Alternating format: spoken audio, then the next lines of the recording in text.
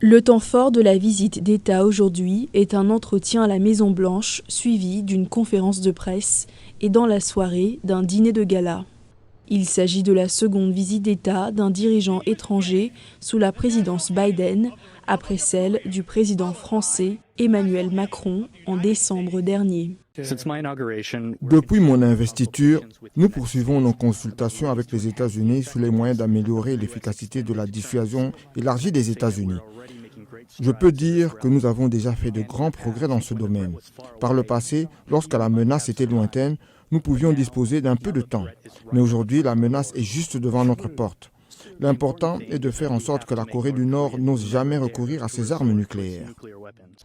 Mardi, le président sud-coréen Yoon, dont la visite aux États-Unis doit durer 6 jours, a visité le centre de vol spatial Goddard de la NASA avec la vice-présidente américaine Kamala Harris.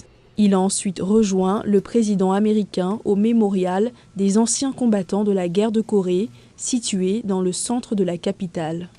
Au-delà des gestes symboliques, cette visite se focalise sur l'aspect sécuritaire et la menace nucléaire du voisin nord-coréen. Le président Biden va s'efforcer de rassurer son hôte sur la dissuasion élargie des États-Unis. Ce que je dirais, c'est que nous pensons que cette déclaration enverra un signal très clair et démontrable que les États-Unis sont crédibles en ce qui concerne leurs engagements en matière de dissuasion élargie envers la République de Corée et le peuple coréen. Le parapluie sécuritaire américain sera au centre des discussions alors que la région fait face à un nouveau record de tirs de missiles balistiques nord-coréens cette année.